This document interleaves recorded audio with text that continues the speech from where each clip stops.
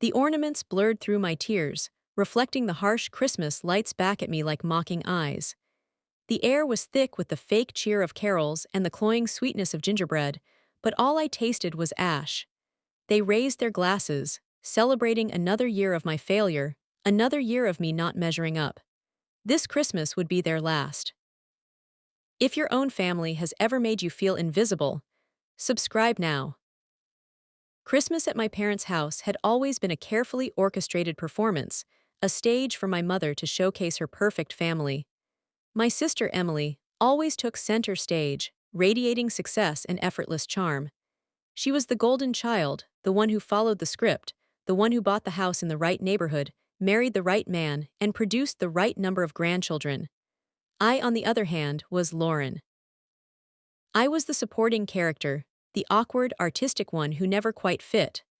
I worked as a freelance graphic designer, a profession my mother considered barely above panhandling. I lived in a small apartment downtown, a choice that confirmed her suspicions that I was incapable of settling down. And I was single, a glaring offense in her book, proof that I was somehow deficient in the wife and mother departments. Every Christmas, the play was the same. Emily would be showered with praise, and I would be subjected to a barrage of thinly veiled criticisms disguised as concerned inquiries. "So, Lauren," my mother began, her voice dripping with saccharine sweetness that sent a shiver down my spine, "still playing with your little computer games. When are you going to get a real job?" My father, a kind but ultimately spineless man, offered a weak smile and a pat on my hand, but it did nothing to deflect the barb.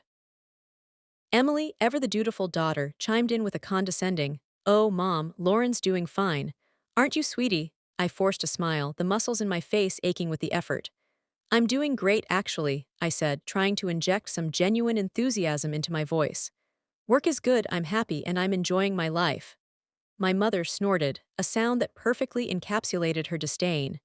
"Enjoying your life, is that what we're calling it these days? Emily just bought a beautiful new house in the suburbs.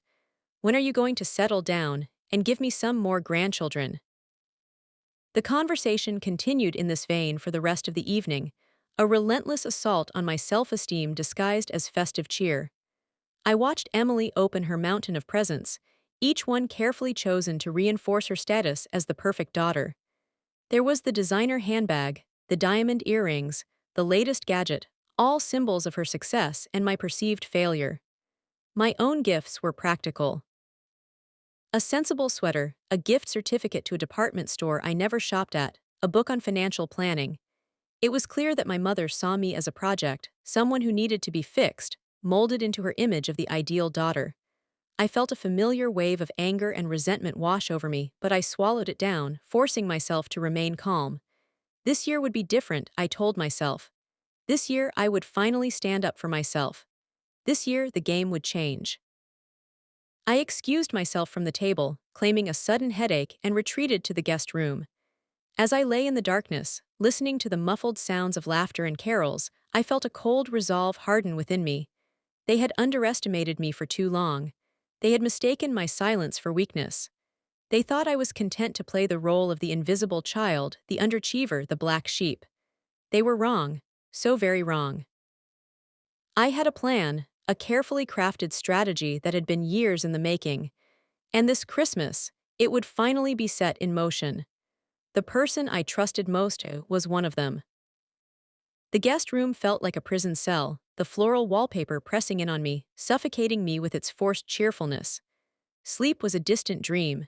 Every time I closed my eyes, I saw their faces, smug and self-satisfied, their words echoing in my head like a broken record. "When are you going to get a real job? When are you going to settle down? Why can't you be more like Emily?" I tossed and turned, my mind racing, replaying every Christmas humiliation, every subtle dig, every dismissive glance. It wasn't just the holidays, it was my entire life. They had always treated me like the lesser sibling, the disappointment, the one who never quite measured up to their impossible standards. I had tried so hard to please them, to earn their approval, to be the daughter they wanted me to be. I had taken business classes, I had worn sensible clothes, I had even attempted to date the kind of men they would approve of. But nothing ever worked. I was always just Lauren, the flawed, inadequate version of Emily. The weight of their expectations had crushed me for years, slowly eroding my self-esteem, chipping away at my confidence until I was just a shadow of the person I once was. But no more. This year I would fight back. This year I would reclaim my life. The next morning I plastered on a smile and joined them for breakfast, determined to play my part. I complimented Emily on her new house. I thanked my mother for the sweater, which I knew I would never wear, and I even pretended to be interested in my father's endless stories about his golf game. But inside, I was seething, every word, every gesture, every forced smile fueling my anger. After breakfast, Emily suggested a family outing to a Christmas tree farm. As we piled into her SUV, I couldn't help but feel a pang of envy. Emily had it all: the perfect house, the perfect husband, the perfect car. And she flaunted it every chance she got. As we drove through the rolling hills, I watched her in the rearview mirror, her perfectly coiffed hair, her designer sunglasses, her smug expression. She looked like she had stepped out of a magazine, effortlessly chic and impossibly happy. I wanted to wipe that smile off her face. I wanted to shatter her perfect world. I wanted her to feel the same pain and humiliation that I had been feeling for years. The tree farm was a chaotic mess of families and fir trees, the air filled with the sounds of laughter and shouting. Emily, of course, knew exactly which tree she wanted: a perfectly symmetrical, flawlessly green specimen that cost an absurd amount of money. As the workers began to load the tree onto the roof of her SUV, I wandered off, drawn to a small, misshapen tree in the corner of the lot. It was Charlie Brown-esque in its imperfection, its branches sparse and its needles a bit brown. But there was something about it that resonated with me, something that reminded me of myself. I bought it, of course, and insisted on taking it back to my small apartment in the city. My mother looked at me like I was crazy, but I didn't care. It was my tree, and I loved it. Back at my parents' house, the festivities continued, a never-ending cycle of eating, drinking, and forced merriment. I tried to escape to the guest room, but my mother insisted that I stay and be social. So I sat there, trapped in the middle of their perfect Christmas, feeling like an alien in my own family. As the evening wore on, the tension in the room grew thicker, the air heavy with unspoken resentments. My mother, fueled by several glasses of wine, began to ramp up her attacks. "Lauren, dear," she said, her voice dripping with venom, "have you thought about joining a dating site? You're not getting any younger, you know." I clenched my fists, trying to remain calm. "Mom, I'm happy being single," I said, my voice shaking slightly. "Happy, is that what you call it? Sitting alone in your little apartment night after night? That's not happiness, Lauren, that's just sad." Emily chimed in, her voice laced with false sympathy. "Oh, Mom, don't be so hard on her. Lauren's just different." Different, that was their favorite word for me. It was their way of dismissing me, of writing me off as someone who didn't fit, someone who didn't belong. I felt a surge of anger rise up within me, a rage so intense that I thought I might explode. But I swallowed it down, forcing myself to remain silent. I had a plan, and I couldn't let my emotions get in the way. Later that night, as I lay in bed, staring at the ceiling, I made a decision. I would not let them break me. I would not let them define me. I would fight back, and I would win. I spent the next few weeks meticulously planning my revenge, carefully gathering information, and quietly setting my plan in motion. I smiled. I acted broken, but I was recording everything. My sleepless nights became my workshop, fueled by cold fury and lukewarm coffee. I replayed every insult, every condescending remark, every moment I felt belittled. It wasn't just about this Christmas anymore, it was about years of accumulated resentment. It was about the constant pressure to be someone I wasn't, the feeling of never being good enough, the sting of being compared to Emily at every turn. I started documenting everything. Every conversation, every family gathering, every phone call. I became a silent observer, meticulously recording their words and actions, searching for weaknesses, looking for leverage. I knew that taking them down wouldn't be easy. They were powerful, influential, and used to getting their way, but I was determined. I was no longer the passive, invisible daughter they had always known. I was a force to be reckoned with, and I was coming for them. Their biggest weakness: they thought they were untouchable. And that was going to be their downfall. The person I trusted most was one of them. They had access. They had inside knowledge. And they were just as tired of the charade as I was. The weeks that followed Christmas were a blur of forced smiles and simmering rage. I went through the motions of my daily life, meeting with clients, working on designs, and pretending that everything was fine. But beneath the surface, I was a volcano, ready to erupt. Every interaction with my family felt like a fresh wound, every phone call a reminder of my inadequacy. Emily would call to brag about her new renovations, my mother would lecture me about my life choices, and my father would offer his usual empty platitudes. I felt like I was drowning, suffocating under the weight of their expectations. One evening, after a particularly brutal phone call with my mother, I found myself standing on the edge of my balcony, the city lights blurring below me. The wind whipped through my hair, and for a moment I considered just letting go, ending it all. Giving them what they wanted. A dramatic, tragic end to the Lawrence saga. But then a flicker of defiance ignited within me. No, I wouldn't let them win. I wouldn't let them drive me to my end. I would fight back and I would make them pay. I stepped back from the edge, my heart pounding in my chest, and walked back inside. The glass I had been holding shattered on the floor, shards reflecting the harsh fluorescent light. My vision blurred, and a wave of nausea washed over me. I sank to my knees, the broken glass digging into my skin, and began to sob. But even as I cried, a new resolve hardened within me. The time for tears was over. The time for action had come. That night I couldn't sleep. Every time I closed my eyes, I saw their faces, smug and self-satisfied. I replayed their words in my head, each one a knife twisting in my gut. You're not getting any younger, you know. Why can't you be more like Emily? You're just different. Their voices echoed in the darkness, mocking me, belittling me, reminding me of my failures. I tossed and turned, my mind racing, searching for a way out, a way to break free from their control. I thought about cutting them out of my life completely, moving away, changing my name, and starting over. But that would be too easy. They wouldn't even notice I was gone. No, I needed to do something more, something that would really hurt them, something that would make them understand the pain they had caused me. I needed to expose them, to reveal their true selves to the world, to shatter their perfect facade. I got out of bed and walked over to my desk. I opened my laptop and started typing. I wrote down everything, every insult, every slight, every manipulation. I described their hypocrisy, their arrogance, their cruelty. I laid bare their deepest secrets, their darkest desires, their most shameful acts. I wrote until my fingers ached and my eyes burned. I wrote until the sun came up. When I was finished, I had a document that was hundreds of pages long, a testament to years of abuse and neglect. It was raw, it was angry, and it was true. It was my weapon. I knew that releasing this document would be a declaration of war. It would destroy my family, ruin their reputations, and change my life forever. But I didn't care. I was willing to risk everything to get my revenge. I saved the document to a flash drive and locked it away in a safe place. Then I took a shower, got dressed, and went to work. I acted like nothing had happened. I smiled, I made small talk, and I pretended to be happy. But inside, I was a different person. I was no longer the victim.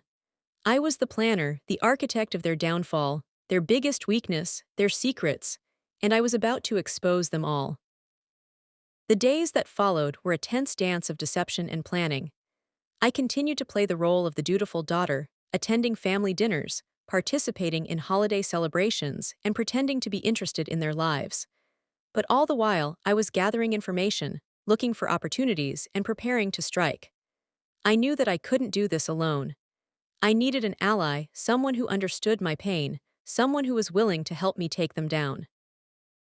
And that's when I realized that the person I trusted most was one of them. Emily's husband, David. He had always been kind to me, a quiet observer of our family's dysfunction. I had sensed a kindred spirit in him, a fellow outsider trapped in their gilded cage. I decided to confide in him, to tell him everything, to ask for his help. It was a risky move, but I had a feeling he would understand. I invited him to lunch, choosing a small, out-of-the-way cafe where we could talk in private. I laid it all out for him, the years of abuse, the constant criticism, the relentless pressure to conform. I showed him the document I had written, the evidence of their hypocrisy and cruelty. He listened intently, his face growing increasingly grim. When I was finished, he didn't say anything for a long moment. He just stared at me, his eyes filled with a mixture of shock and understanding. Then he reached across the table and took my hand. "I believe you," he said, "and I'm going to help you." A wave of relief washed over me. I wasn't alone anymore. I had an ally, and together we were going to bring them down. David's agreement was the spark I needed. He wasn't just offering help, he was offering expertise. As a forensic accountant, he knew how to trace money, uncover secrets hidden in financial statements, and expose the kind of shady dealings my family thrived on. He explained that my father's successful business wasn't quite as legitimate as it seemed, and that Emily's perfect life was built on a foundation of lies and financial trickery. He told me about offshore accounts, shell corporations, and hidden assets, all carefully concealed to avoid taxes and maintain their image of wealth and respectability. I felt a surge of adrenaline. This was it. This was how we would take them down. I smiled. I played their game. But I was recording everything, and now David was going to help me translate it. We started meeting in secret, poring over documents, analyzing financial records, and piecing together the puzzle of their deceit. David showed me how to access public records, how to use online tools to track their assets, and how to identify discrepancies in their financial statements. He was a natural teacher, patient and methodical, explaining complex concepts in a way that I could understand. I learned about tax evasion, fraud, and money laundering, all the things my family had been doing for years without me knowing. The more I learned, the angrier I became. They had built their empire on lies and deception, and they had used me as a pawn in their game. Our meetings were always fraught with tension. We had to be careful not to be seen together to avoid raising suspicion. We met in coffee shops, in parks, in the back of David's car, always looking over our shoulders, always aware of the risk. One afternoon, as we were reviewing a particularly sensitive document, Emily called David's phone. He froze, his face pale. "It's Emily," he whispered. "What do I do?" I told him to answer it, to act normal, to pretend that everything was fine. He took a deep breath and answered the phone. "Hi, honey," he said, his voice strained. "Just working late. Yeah, everything's fine, I'll be home soon." As he spoke, I could feel my heart pounding in my chest.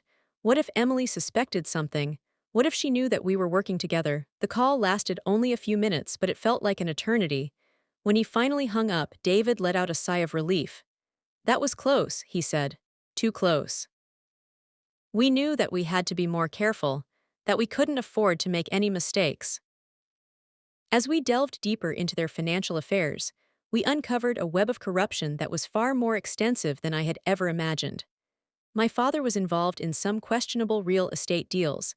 Emily was using her charity as a tax write-off, and my mother was siphoning money from the family business to fund her lavish lifestyle. The evidence was overwhelming, irrefutable. We had enough to take them all down, but we needed a plan, a way to expose their crimes without getting caught ourselves. David suggested leaking the information to the press, anonymously, of course.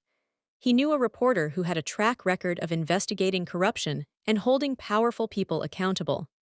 He said that if we could provide him with enough evidence, he would run with the story, exposing my family's crimes to the world. I hesitated. I knew that going to the press would be a nuclear option, that it would destroy my family's reputation and change our lives forever. But I also knew that it was the only way to get justice, to make them pay for what they had done to me. I thought about all the years of abuse, the constant criticism, the relentless pressure to conform. I thought about the pain and humiliation they had caused me, the damage they had inflicted on my self-esteem, and I knew that I couldn't back down. I had to see this through, no matter the cost. We spent weeks preparing the evidence for the reporter, organizing the documents, writing a detailed summary of their crimes, and creating a secure email address to communicate anonymously. David was meticulous, ensuring that everything was airtight, that there was no way for them to trace the leak back to us. We knew that if they found out what we were doing, they would stop at nothing to silence us. I started carrying a small digital recorder with me everywhere, secretly recording conversations with my family, gathering more evidence of their deceit. I knew it was risky, but I had to do everything I could to protect myself. One evening, as I was having dinner with my parents, my mother started in on me again, criticizing my life choices and questioning my abilities. I felt a surge of anger rise up within me, but I managed to remain calm. I smiled, I nodded, and I pretended to agree with everything she said. But inside, I was seething, recording every word, every insult, every condescending remark. The anticipation was building, the excitement and fear mixing into a potent cocktail. We were so close. The exact day they tried to end me, I exposed the truth.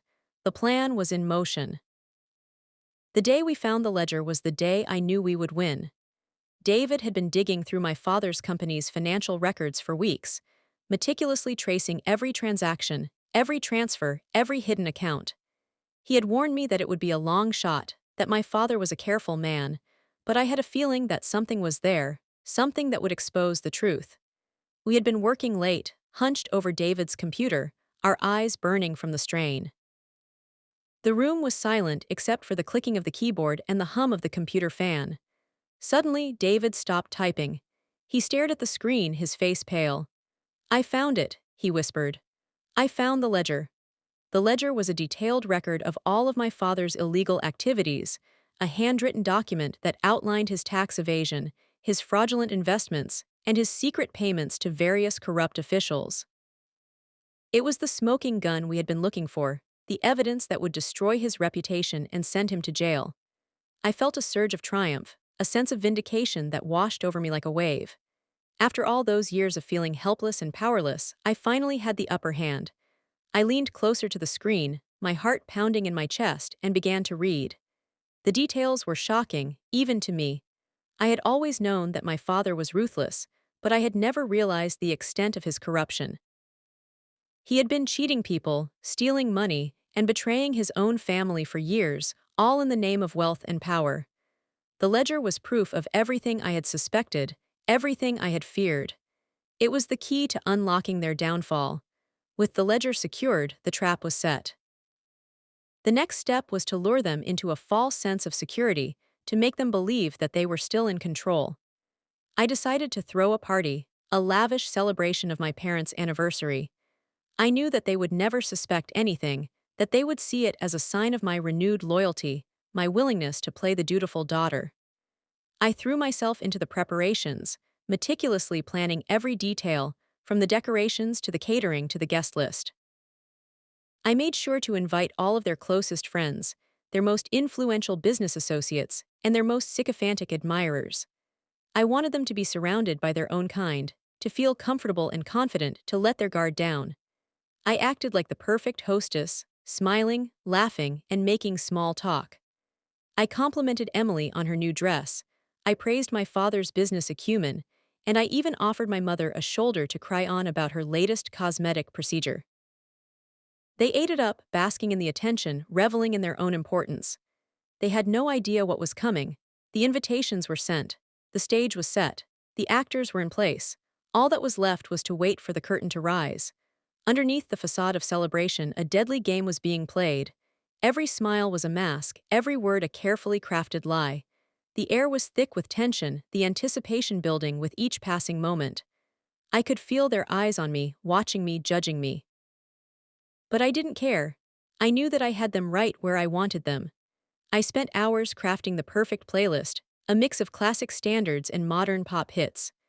I chose songs that had special meaning to my family, songs that evoked memories of happier times, songs that would lull them into a sense of nostalgia.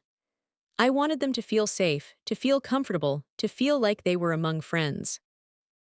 But I also wanted to subtly remind them of the past, to remind them of the things they had lost, the things they had sacrificed in the pursuit of wealth and power. As the guests arrived, I greeted them with a warm smile and a glass of champagne. I mingled with the crowd, making sure to circulate to make everyone feel welcome. I introduced people to each other, I made small talk, and I laughed at their jokes. I was the perfect hostess, attentive, gracious, and charming.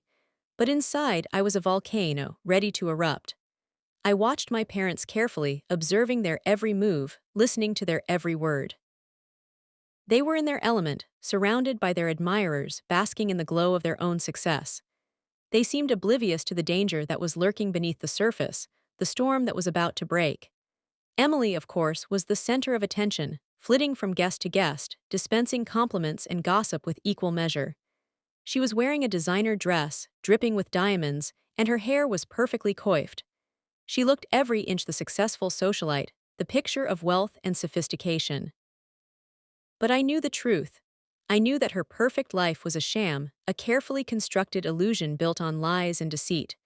My father, meanwhile, was holding court in the corner, surrounded by his business associates, regaling them with stories of his latest triumphs. He was puffing on a cigar, sipping a glass of scotch, and holding court like a king. He looked confident, powerful, and untouchable. But I knew that his empire was about to crumble, that his reign was about to end. They had no idea what was coming. The music swelled, the lights dimmed, and the atmosphere became charged with anticipation. It was time. I took a deep breath, steeled my nerves, and walked to the center of the room. I tapped on a glass with a spoon, silencing the crowd. All eyes were on me. I smiled, a wide, genuine smile that hid the fury and resentment that were churning inside. "Thank you all for coming," I said, my voice clear and steady.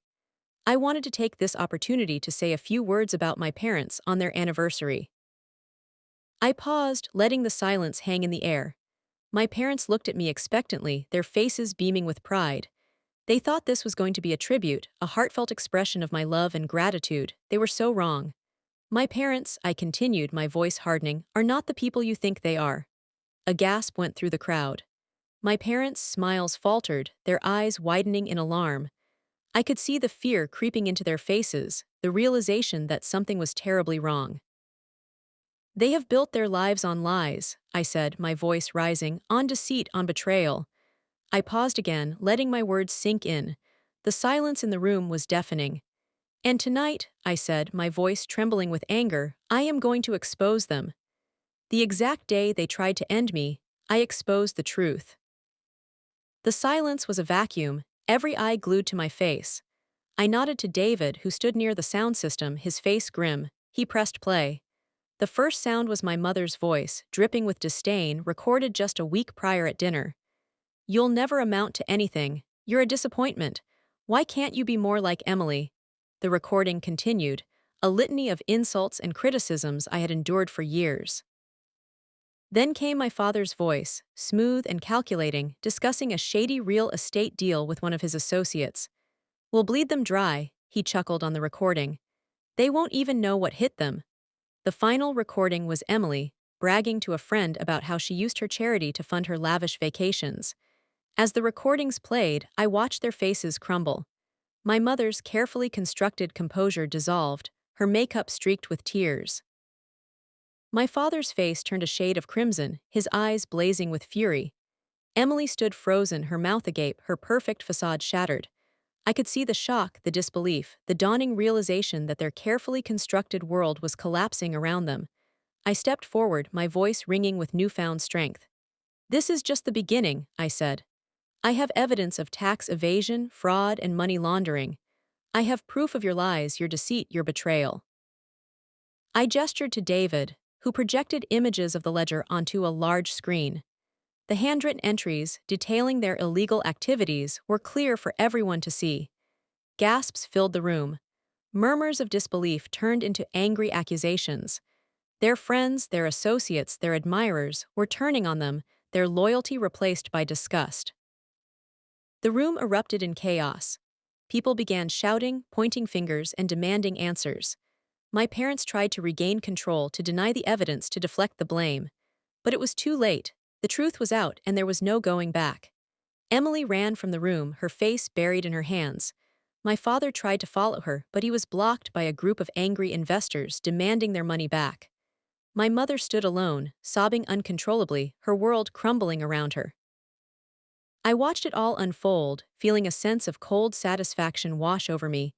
They had destroyed my life, and now I was returning the favor. The police arrived shortly after, alerted by one of the guests. My father was taken into custody, his face ashen, his empire crumbling before his eyes. Emily's charity was immediately put under investigation, her reputation ruined. My mother, stripped of her wealth and status, was left to face the consequences of her actions. The news spread like wildfire. The story was picked up by every major news outlet, exposing my family's crimes to the world. Their names became synonymous with scandal and corruption. Their friends deserted them, their business associates shunned them, and their reputation was forever tarnished. They lost everything: their wealth, their status, their power, and their freedom. I walked away from the wreckage, feeling a sense of closure I had never thought possible. The years of pain, the years of humiliation, the years of abuse had finally come to an end. I had faced my demons, and I had emerged victorious. I knew that the road ahead would not be easy, that there would be challenges and obstacles to overcome. But I was no longer afraid. I had found my voice, my strength, and my purpose. I had learned that revenge, while not sweet, could be necessary. It wasn't about hatred, it was about justice. It was about reclaiming my life, my dignity, and my self-worth. They had tried to end me, but they had only made me stronger. They lost everything, I just smiled. Revenge isn't sweet, it's necessary. Would you have done the same? Let me know in the comments. Subscribe for more justice.